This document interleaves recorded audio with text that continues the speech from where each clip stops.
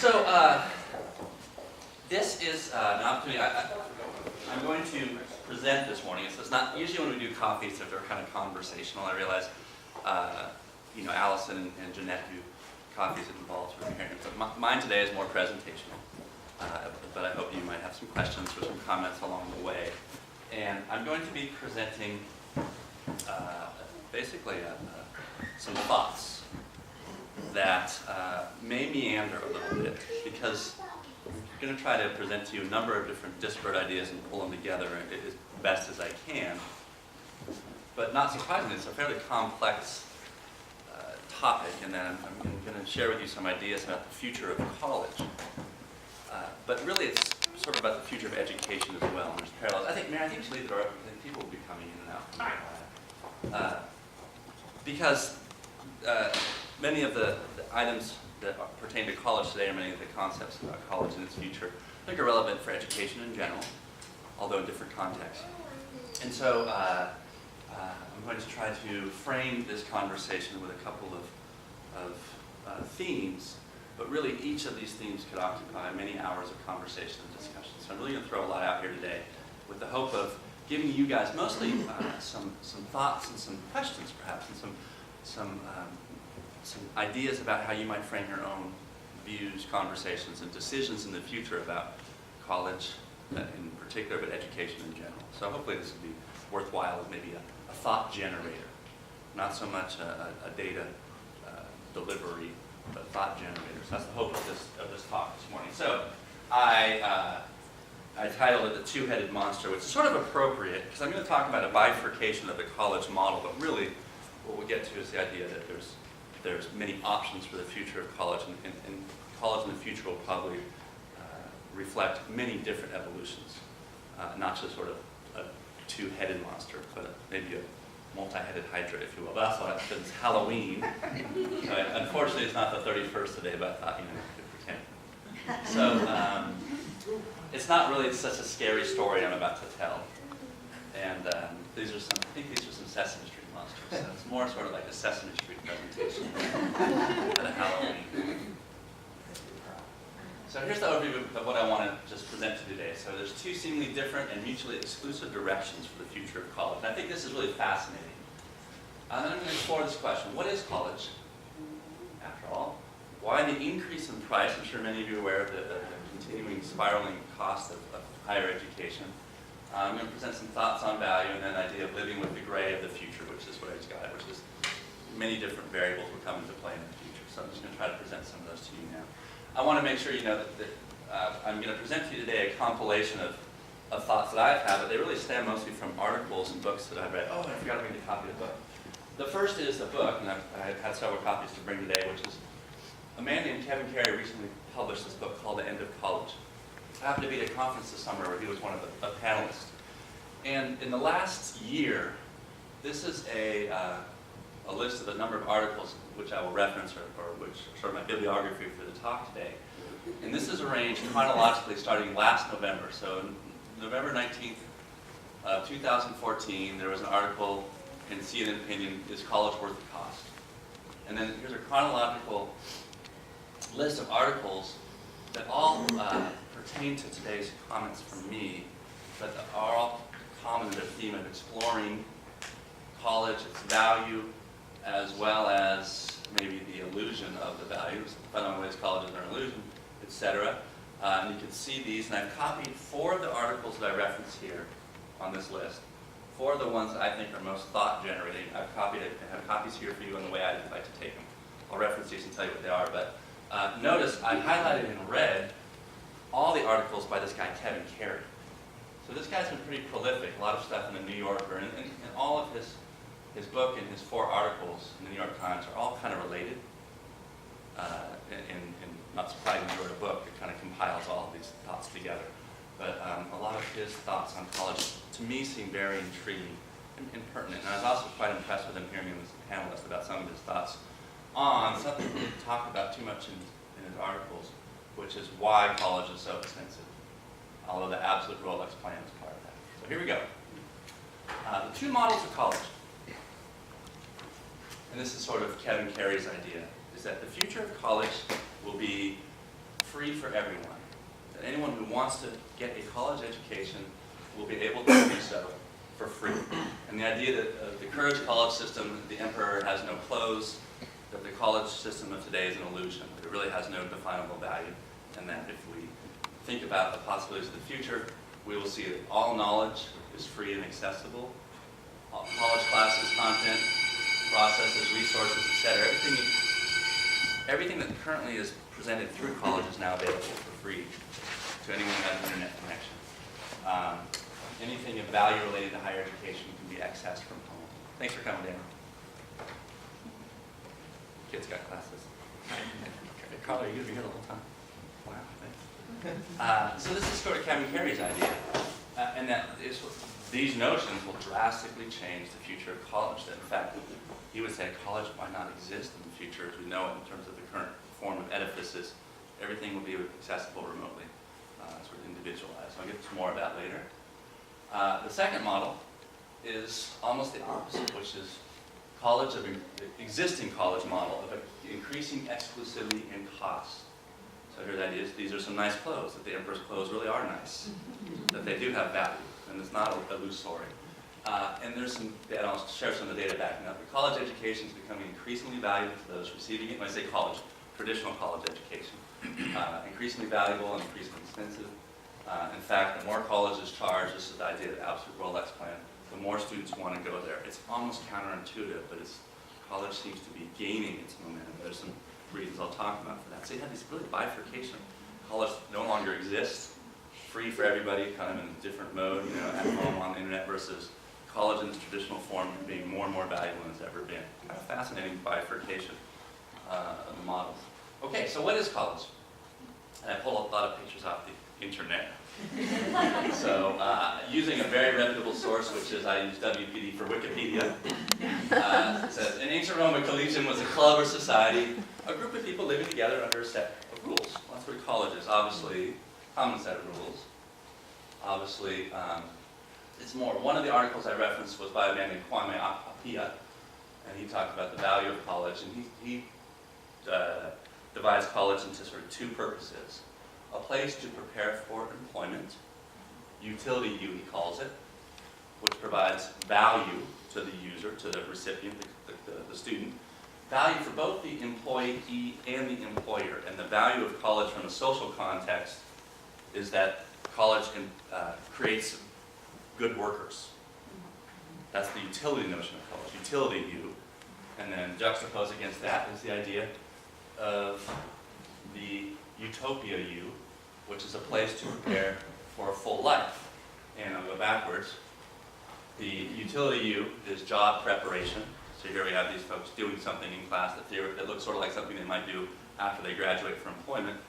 Whereas utopia U is the classic picture of Plato under the tree talking with his students in the forum about life and its meaning, which doesn't really prepare anybody for any jobs working at Starbucks or Rackspace, but nevertheless has some value. So, in fact, this was sort of the idea that I had in my mind when we were talking about building the quad here at Keystone, was this, the notion of the outdoor space, the tree, the students and teachers sort of pontificating under the shade of the tree outside. So, okay, that's utopia to you.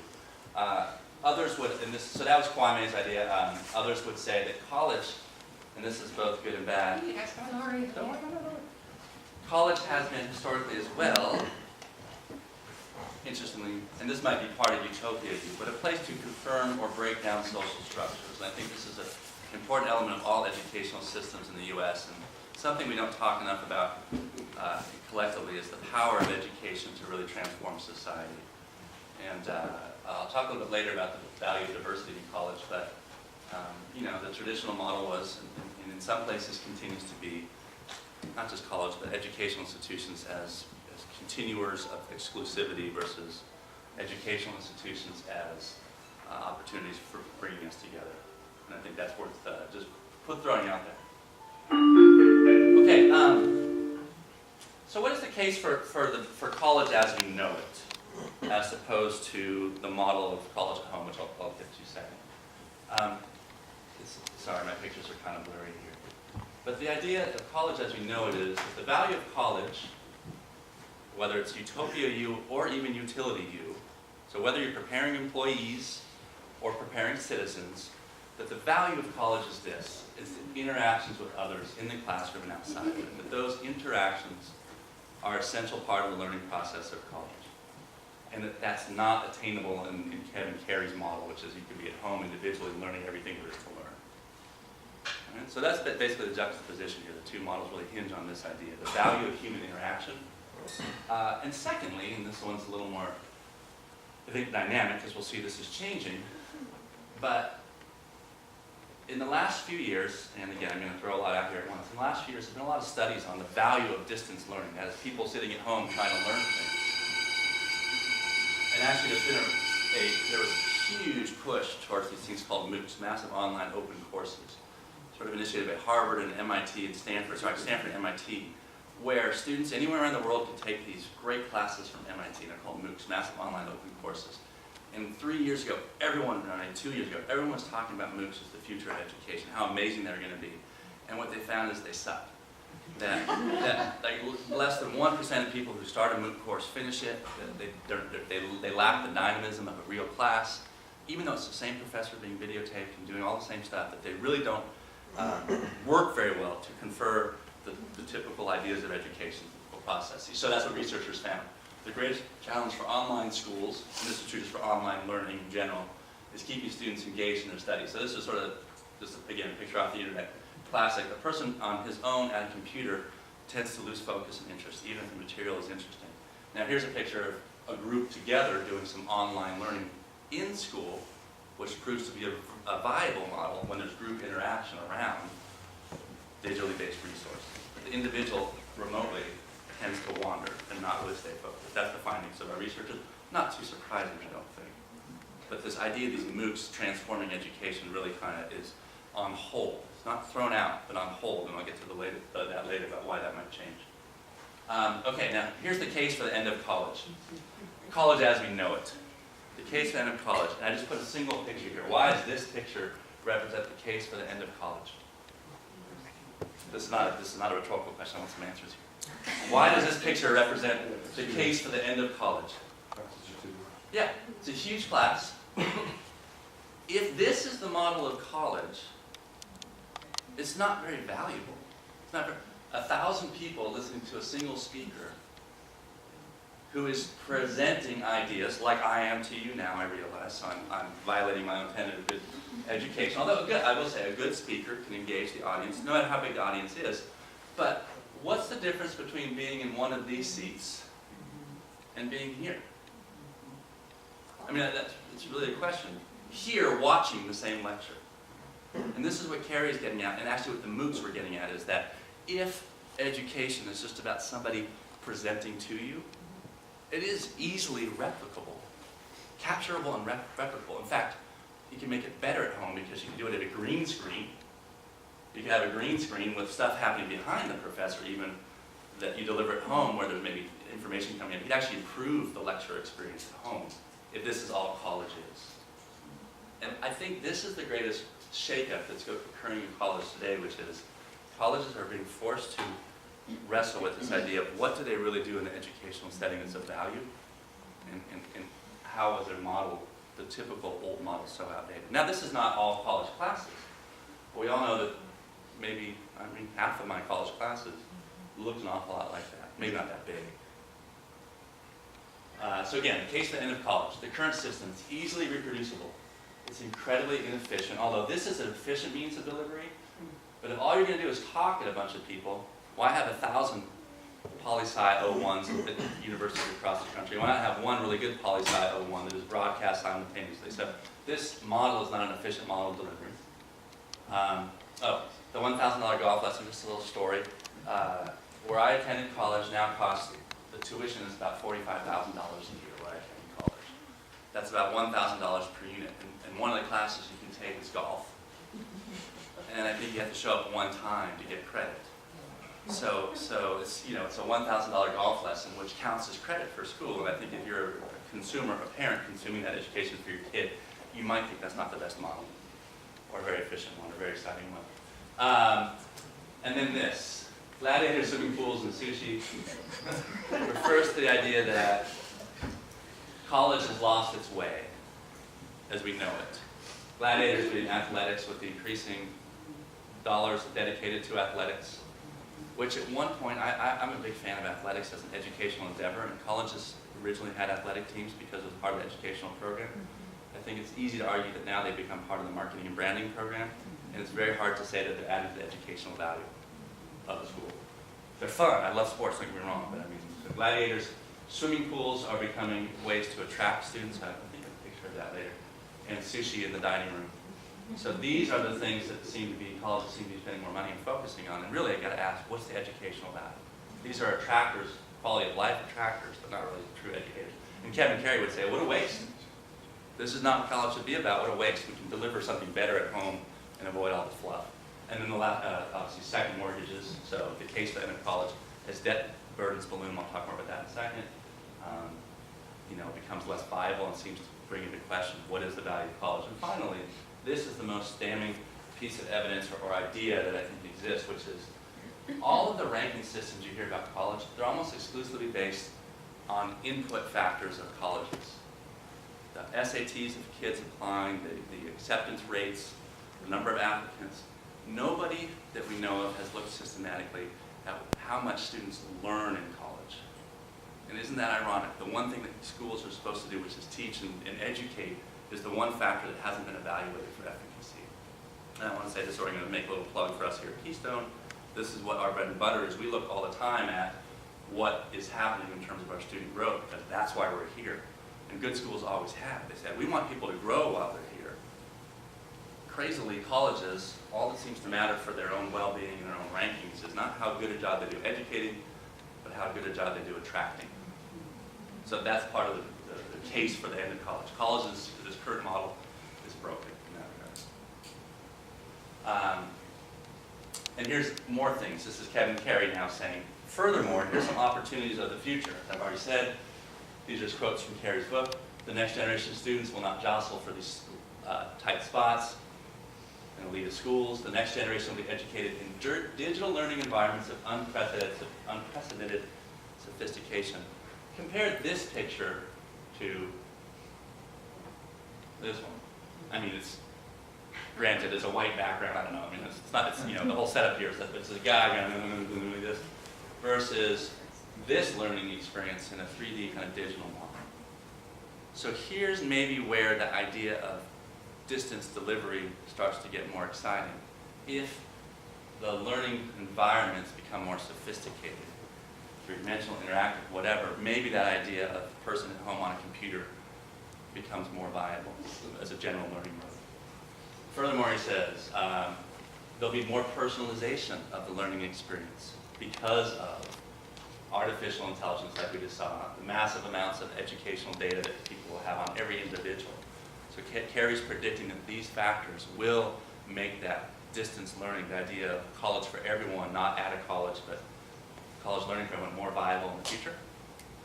And then the last thing, traditional college credentials based on arbitrary amounts of time, which they really are. You got to get 145 units to graduate, whatever it is, right? It's not so much, again, what you do or how well you do it. You got to pass your classes, but there's this number of units you have to take to get your credential.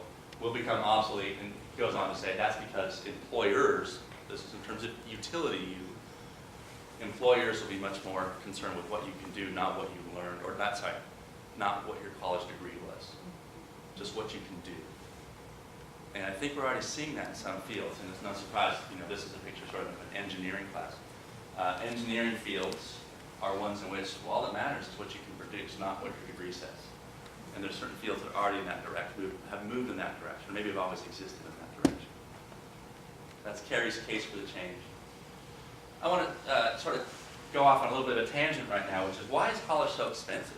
Why has the price gone up so much in the last 20 years or so, actually forever?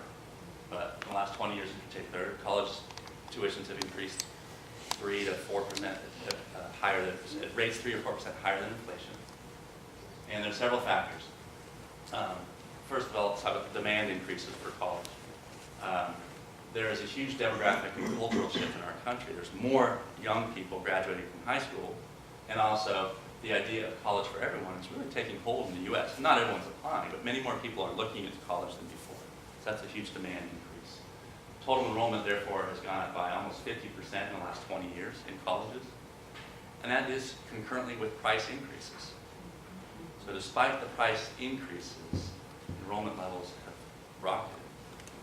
And those are sort of demographic and cultural shifts that account for that.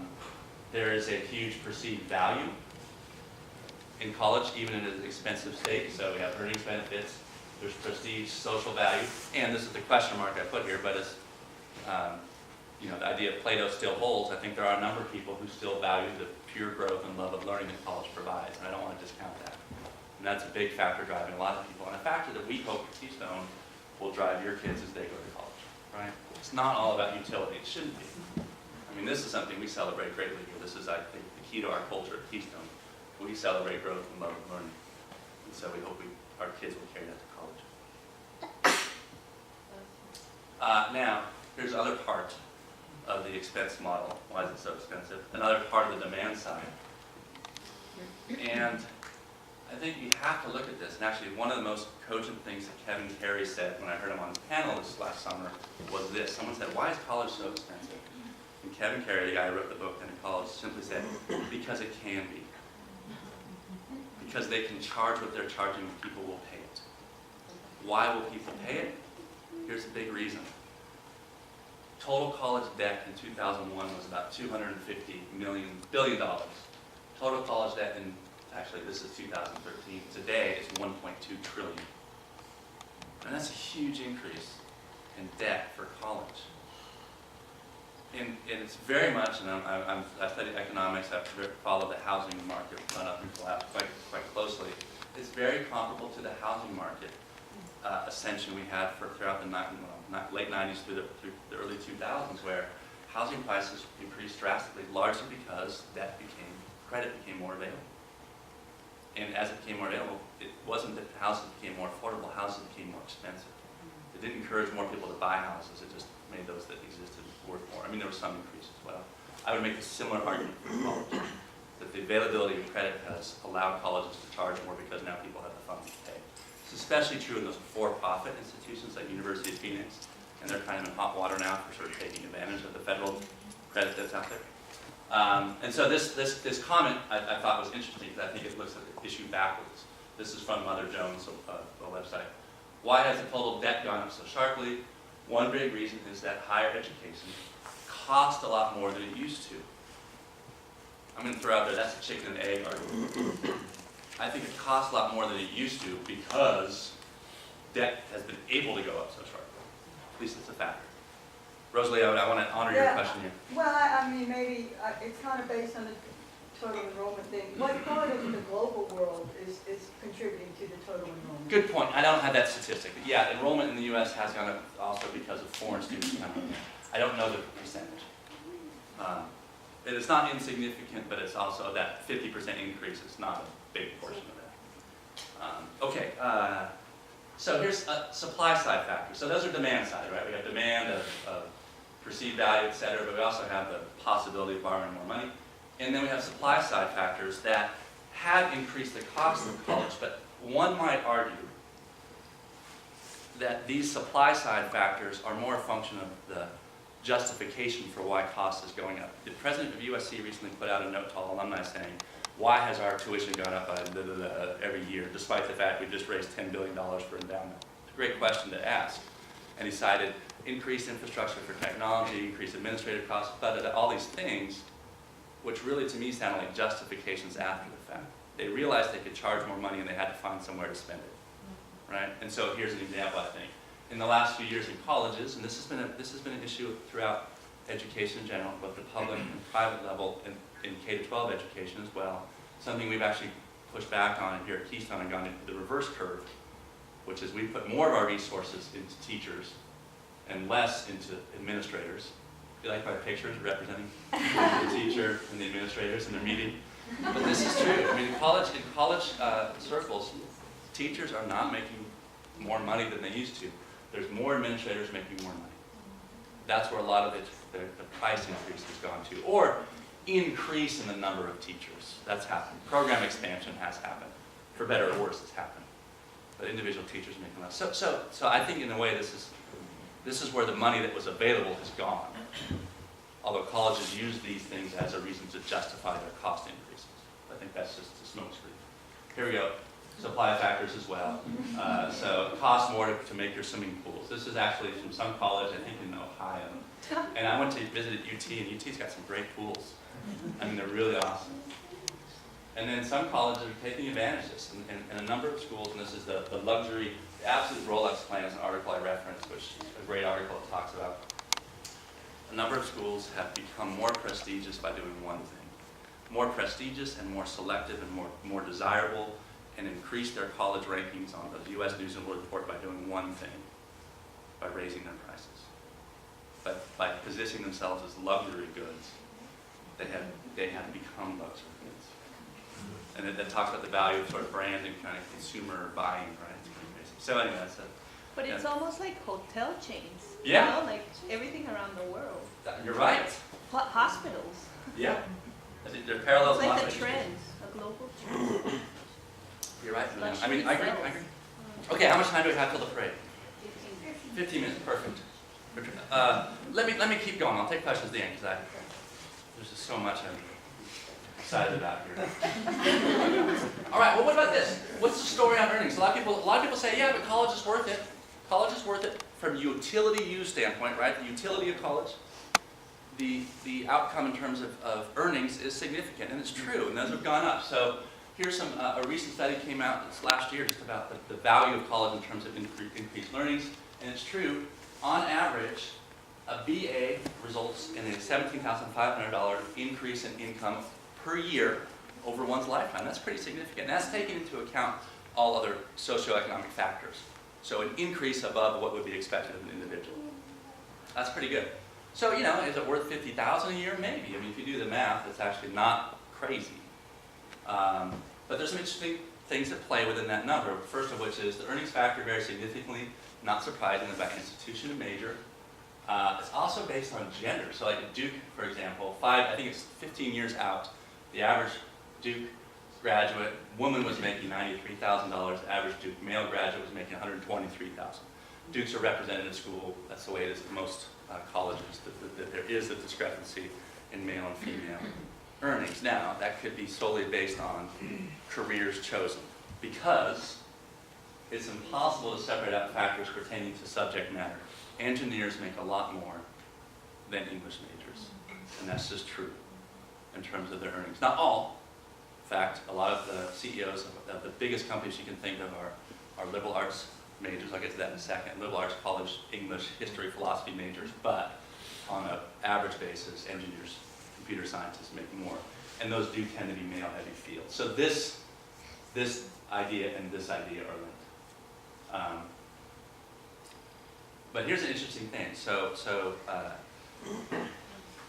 if you take out, so there's a major study done, if you take out the curriculum component, that is the major differences between different majors, and identify the highest value-added colleges regardless of major. And they looked at value-added. It was the colleges in which the graduates, based on their profiles, the amount of money they were making 10 years out versus on what they would have been profiled going in.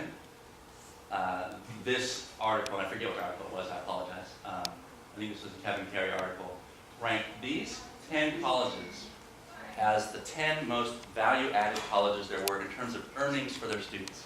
Quite interesting. And number 4 here is a small college in Santa Barbara, Westmont College. That's where I grew up. It's a very nice little Christian school. I had no idea. But anyway, these are all liberal arts colleges, I think. And so MIT doesn't make it in here, even though MIT graduates get paid the most. I think that rationale there is they would have gotten paid a lot wherever they went, and they were already kind of, the school added value, not as much as these schools. No Ivy League schools were in the top 20 of this list in terms of value added from an economic standpoint. Fascinating, I think. So getting into, this is a great quote, getting into a highly selective top-ranked college may confer bragging rights, status, and connections, but it doesn't necessarily contribute to education, a good education, or lifelong success, financial, and this is all about financial or otherwise. And let's move on to another study that talks about the non-financial elements of college. This is a little bit of the blend of utility U and, what was the other one? Utopia U, a little bit of the blend, Utopia U. And this is, I think, probably the most promising and interesting of the recent publications. It's an article, which one was it? Anyway, it's an article, a study that was done recently, cited in several articles, of a study done by the Gallup organization at Purdue University that studied graduates from, let me go here first, 60,000 graduates from colleges, and then public institutions, private nonprofit, private for-profit, national top 50 universities. You all know, if you know me, you know how much I hate this top 50 because this is the U.S. News and World Report rankings. Makes my skin crawl. But nevertheless, this study used these universities as well as the national top 50 liberal arts schools. Okay, so then we go backwards. And the study looked at self-reported data from those graduates about two things: their engagement and their employment. How engaged were they with their work? Not necessarily what they were making, how engaged did they feel in their work? And then it looked at 5 dimensions of satisfaction of life. And I think this is so beautiful because it's trying to parcel out what really matters. What is utopia and utility U combined? These might not be the perfect things, but they're good.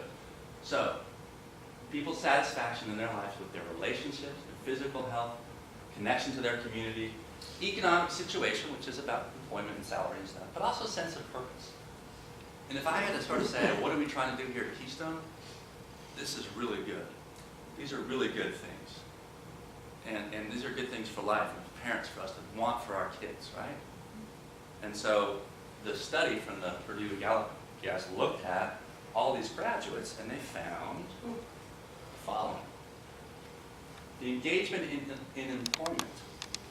And I'm sorry, I don't know, when they say 39% responded quite favorably, I don't know what the scale was. It was a 1 to 10, and this was, excellent or very good. I don't know what the delineations were, so it's possible that within these numbers there's some variations that really aren't captured by these numbers. So I haven't gone to that. But just on surface, there's some interesting trends. So you can see, in terms of engagement with employment, there isn't a lot of differential between these 3 groups. Public universities, which by the way are a lot less expensive generally, private nonprofit, and the top 50 nationally. The graduates from those universities are not reporting much variation in quality of their work environment or engagement with. Liberal arts colleges do stand out a little bit. That's a pretty significant jump from there to there. And then how about those 5 areas of personal satisfaction? Again, so people who are thriving in all 5 areas, now again, one might be more important than another to you, maybe it should be more important to us as a society. So they only reported on those who were satisfied in all 5 arenas, which is a pretty big task if you think about it. It's hard to be satisfied in all 5 ways. So there's probably a lot that can be parceled out of this, because maybe if you look at satisfaction with relationships, there can be huge variations. That might be your most important factor. So anyway, a lot to dig into here. That's why this could be a 5-hour, lecture series. But anyway, in terms of all 5, again, not a lot of differential. 10% overall for all students. Nationally, top 50, a little bit higher, 11%, and 13% in top liberal arts colleges. A little boost for liberal arts. The for-profit, they didn't even report the statistics because they were so low. The for-profit college experience is not being well regarded, either for utility U or utopia U, just to be blunt. For some people it's great, but as an overall mechanism, it's not very successful. But here's some interesting things that the study found. I might dramatize it. Perfect. It's gonna be great as soon as you end right in time for the parade. What did the study find? And they said, all right, well, what is it that varies between those populations that might explain the differences? And they looked at one factor was diversity. The diversity of the population. I think we have some of you parents of these kids are here right now. The diversity of a school population has a profound impact on perceptions of value. So, it didn't change any of the 5 dimensions, it didn't change economic outcomes, diversity of a school, but it made students who attended diverse colleges were twice as likely to think that that school had given them a valuable experience. So the students at schools that are diverse get great value out of that, or express great value from that. That's a nice thing. nice thing for all of us to celebrate as a country, as individual schools. That's great. So that's a nice outcome. And it says something about what we value. And then also, these are some really good things. What were some of the specific contributors to the successful feelings later in life? And this is the most important takeaway I want to give you today, which is, regardless of the type of institution that a student attends, prestigious, not prestigious, public, private, expensive or inexpensive, it doesn't matter as much as these things matter in terms of those 5 factors of success, as well as economic well-being and employment, which is simply this. Those students who develop a relationship with a mentor during their time, who work on a project that lasts longer than a semester, something like, for us, like science fair or a long-term project at the college level, we offer those things here. A job or internship connected to their chosen field, simple thing, huge impact, or deep involvement in a campus organization or activity, one as opposed to many. Those factors, any one of those significantly increase the respondents' favorable response to those 5 factors I mentioned earlier. Pretty simple. And actually, not that fascinating, actually kind of logical, but easily replicable. Like this is replicable and definable wherever you go. So that's good news, actually great news. And maybe allows us to think about the college experience of the future for our own kids or for our society at large in a little bit different framework. Because what should we value? I think these 5 things are very valuable. Maybe there's others as well. And so what can we do to encourage those 5 attributes or feelings of success for our students? So here we go. Takeaways. This is it. Aspects of college should be increasingly available for less money. That is true. Access to information, that digital learning environment is going to become more robust. It's going to be exciting. There's things out there that kids can learn without going to college. But consumer trends suggest that traditional college is more valued than ever now and probably will be. I'll add that there are elements of college, traditional college, that will continue to have value. Social interaction is going to be huge forever. The key to a great education appears to be an experience that is personal, deep, and involved. I mean, it sounds almost common sense, but that's it. Deep, personal, and involved. When kids get that, they feel all those other things very positively. And maybe liberal arts schools are onto something because these 2 things are related. I think liberal arts schools score higher in those polls, slightly higher, because they do more of this. Period. Period. And that's good news. The end. Thank you for coming.